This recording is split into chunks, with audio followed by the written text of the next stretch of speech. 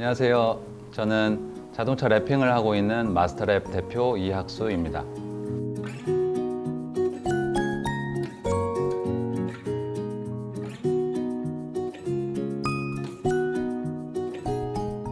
제가 오늘 말씀드릴 내용은 제 소개를 해드리고 창업에 지금 저희 업종에 관련된 창업에 필요한 것, 그리고 제가 하고 있는 일의 특징, 그리고 제가 생각하는 성공 요인, 그리고 예비 창업자분들께 제가 드리고 싶은 말, 그렇게 정리를 해봤습니다.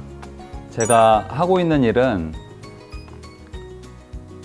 이제 검은색 자동차, 여기 사진에 보이시는 것처럼 검은색 자동차를 뭐 다른 색깔로 바꾸고 싶을 때 도색을 하지 않고 자동차용 차량 전용 필름을 이용해서 색을 바꾸는 그런 일을 하는 거고요.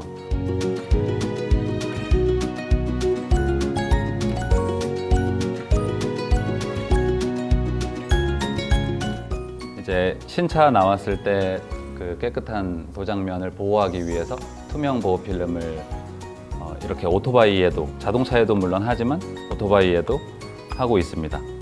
제가 20살, 거의 20살 초반부터 자동차 관련 튜닝업을 하고 싶었는데, 처음에는 저는 랩핑이 뭔지 당연히 몰랐고요. 아직도 랩핑이 생소하신 분들이 꽤 있는데, 저도 처음에는 랩핑이라는 거 전혀 몰랐었고, 그때 당시에 LED 자동차가 대부분 할로겐 램프로 돼 있었는데, 저는 그거를 LED로 바꾸는 그런 튜닝에 좀 꽂혀 있었어요. 그래서 이제 그쪽 LED 샵을 하고 싶은 마음이 컸었는데, 시간이 좀 지나다 보니까 어떻게 우연히 랩핑을 알게 되고, 랩핑에 대해서 계속 생각을 하다 보니까 LED 튜닝샵보다는 랩핑 쪽이 더 시장성이 좋을 것 같아서 이제 LED는 생각을 접고 랩핑 쪽으로 이제 전념하게 됐죠. 그 외부의 테일램프도 이렇게 LED로 바꾸는 작업 해보고, 이게 누가 시켜서 한 게 아니고 그냥 재밌어서 한 거거든요. 그리고 이마트 가서 시트지 조그마한 거 사서 지금 여기 실내 랩핑, 이게 제가 해본 제일 첫 번째 랩핑인 것 같아요. 실내 내장재를 이제 다른 색으로 바꾸는 작업, 이때 한번 해보고,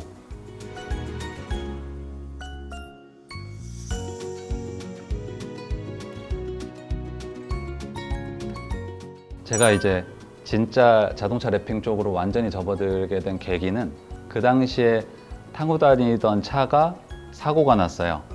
근데 이제 차를 폐차하라고 하더라고요. 차 가격보다 수리비가 더 많이 나와서. 그래서 그때 차를 버릴 수는 없고, 그래서 그때 수리도 처음 해봤는데, 제가 기계공학과 출신이라서 그 대학교에 좀 이용할 수 있는 시설이 있어서 거기서 이렇게 망가진 차를 한번 고쳐보고, 그러면서 도색을 또 해야 되는데 도색하는데도 비용이 많이 나오니까 그때 이제 랩핑으로 차 색을 바꾼 거예요. 그래서 지금 이 사진은 그때 당시에 작업했던 모습이고요. 이분이 아는 사람인데, 첫 손님, 그러니까 첫 다른 사람 차에 해본 거, 그래서 이 사진 보여드리고 싶어서 가져왔습니다. 이 그릴이 원래 크롬인데 이 부분을 블랙 무광으로 바꾼 거예요. 필름을 씌워서. 그러다가 대학교 졸업하고 전공 관련된 업체에 취직했다가, 그리고 한 6개월 정도 근무하다가 그 뒤에 제 길이 아닌 것 같아서 자동차 랩핑 쪽으로 하려고 이제 생각을 해봤었죠. 그때 지금보다 훨씬 내성적이고 말을 잘 못했었어요, 남 앞에서. 그래서 그렇게 하고 제가 이제 2013년 넘어갈 때, 그때쯤부터 이제 본격적으로 이 업체를 운영하게 됐습니다.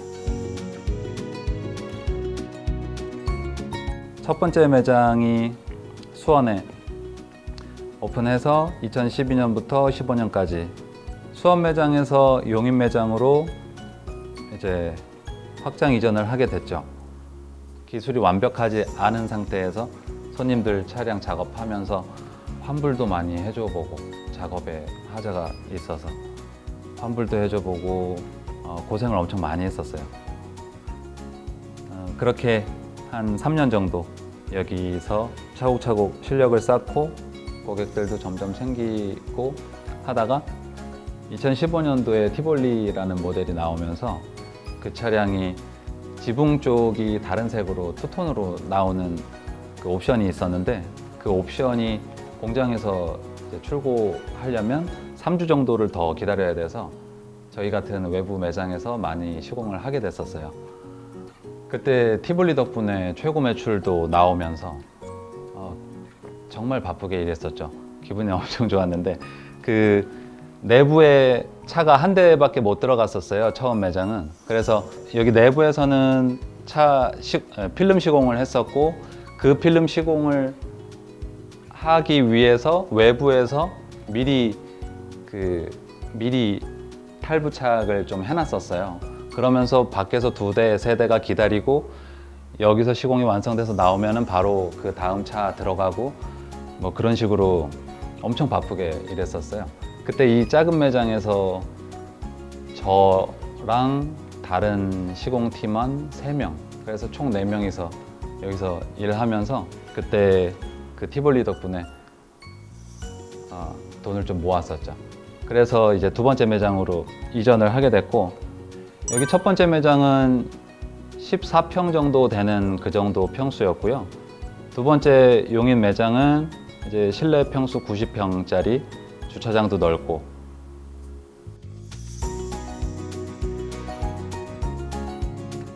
제가 옮기고 싶었던 이유는 저희가 하는 일이 이게 사치를 부리는 일이잖아요.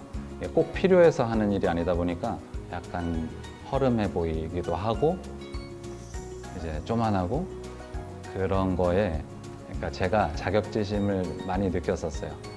손님들한테 이전을 하면은 여기가 이제 실내로 한 대밖에 못 들어가니까 뭐 작업량은 많아졌는데 공간이 좁으니까 불편함도 있었지만 제일 큰 거는 그 자격지심 때문에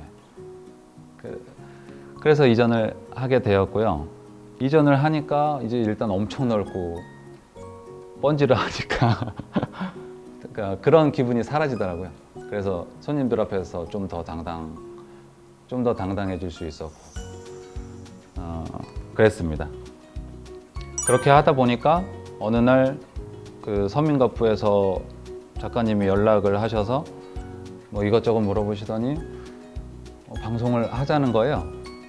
음식점이나 뭐 다른 곳들은 이런 방송 한번 타면 뭐 엄청 잘 된다 하는데, 저희는 방송을 타더라도 저희가 할 수 있는 일에 그 한계가 있기 때문에 더 못 쳐낼 거라는, 매출에 엄청난 도움이 될 거라고는 생각 애초에 안 하고 촬영에 응하긴 했는데, 그냥 제 인생에 있어서 좀 기념이 될 수 있는 그런 작품이 되지 않을까 해서 촬영에 응했었던 거고, 근데 이제 제가 생각하지 못했던 효과는 있었어요.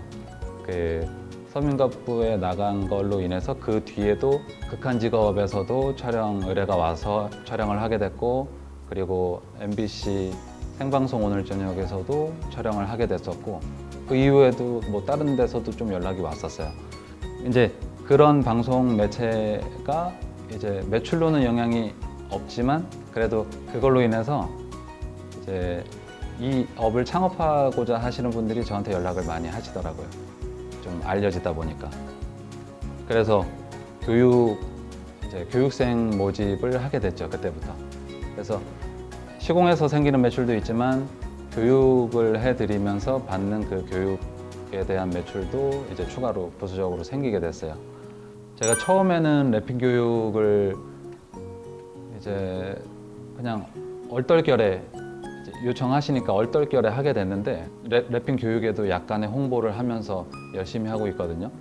근데 그 이유가 지금 랩핑을 원하시는 손님들이 온라인에서 랩핑 하면 어때요? 뭐 그런 얘기를 검색해 보면은 이런 경우가 있어요.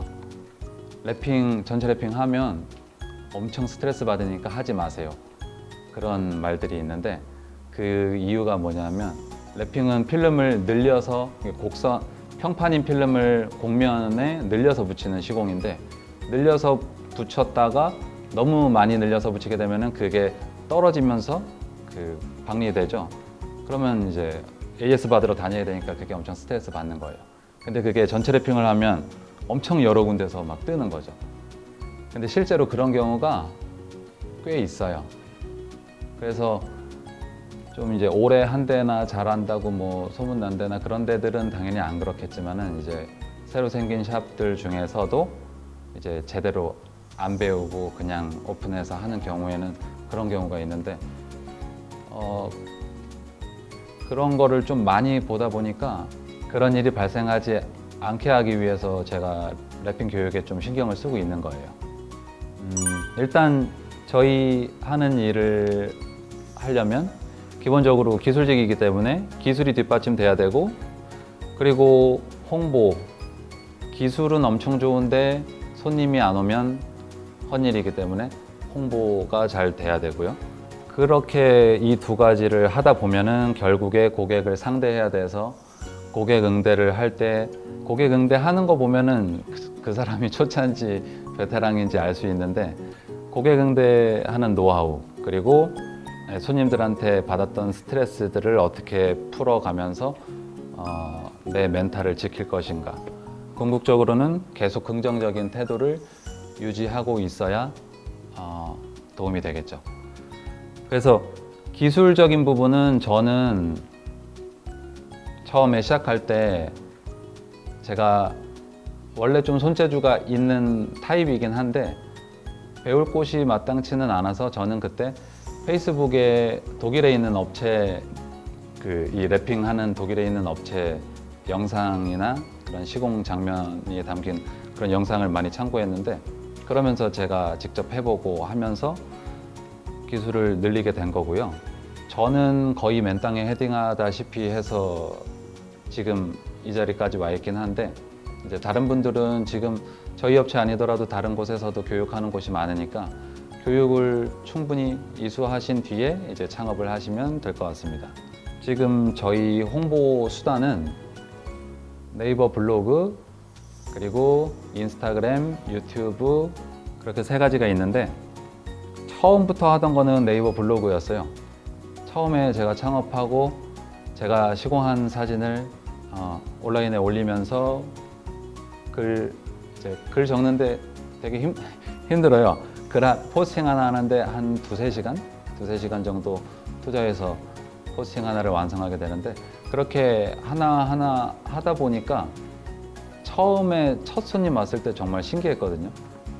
뭘 보고 온 거지 도대체? 나 아무것도 없는데. 근데 오시더라고요.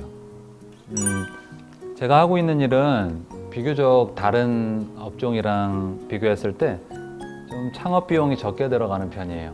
기술직이다 보니까 기술을 습득하는 데 시간이 오래 걸리고 그런 부분에서 힘든 거지. 창업할 때는 기본적으로 이제 오프라인 매장을 오픈할 때는 인테리어는 어차피 써야 되는 돈이고 그리고 저희가 뭐 커피숍이나 의리의리한 음식점은 아니다 보니까 인테리어 비용도 그렇게 많이 들어가는 편은 아니거든요. 그리고 저희가 하는 일이 일반 그 큰 대로변에 있다고 해서 손님이 많이 오는 일도 아니에요. 그래서 목을 잡을 때 애초에 큰 대로변에 잡지 않다 보니까 권리금이 있는 곳을 가지도 않아도 되고 그 보증금도 너무 비싼 데 갈 필요가 없는 거죠. 그래서 창업 비용이 적게 들어가는 게 장점이고 기술을 습득하는 데 오래 걸리는 거는 좀 단점이긴 하죠.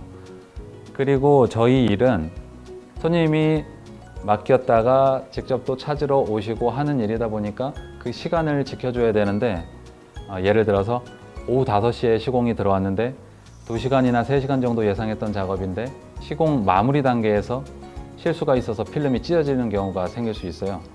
만약에 그렇게 되면은 한 2시간 정도가 이미 지나간 상황에서 그때부터 재시공을 들어가야 되면은 한 2-3시간이 더 걸리는 거잖아요. 그렇게 되면은 7시쯤 퇴근하려고 하고 있다가도 9시, 10시가 돼서 퇴근하게 되는 경우도 생길 수 있죠. 출근 시간은 정해져 있지만 퇴근 시간은 굉장히 불규칙적인 거. 기술직이다 보니까 몸으로 시공을 익혀야 되는 건데 머리로 이해하는 거는 보름이나 한 달이면 다 할 수 있어요. 근데 머리가 이해한 걸 몸이 따라와 줘야 되기 때문에 몸이 따라가려면 한 1년 정도가 걸리고, 그래서 기술자 양성이 좀 어렵다는 게 이 일의 단점이고요. 컬러 바꾸러 오셨던 분이 투명보호까지 연결이 된다면은 한 10년 이상 단골이 생길 수도 있지만, 컬러 바꾸는 작업만 하셨다가 그 뒤로 이제 차에 돈 안 쓰시려고 하시는 분들이 훨씬 많죠. 그래서 저희는 단골이 굉장히 적은 편이고, 그렇다 보니까 홍보를 멈출 수가 없어요. 근데 저희가 하는 홍보는 온라인 홍보 위주의 홍보기 때문에 그 온라인 작업을 멈출 수가 없는 거죠. 제가 예비 창업자분들과 소상공인분들에게 말씀드리고 싶은 건 주변을 너무 신경 쓰지 말고 앞만 보고 쭉 달려라 입니다. 그렇게 하시다 보면은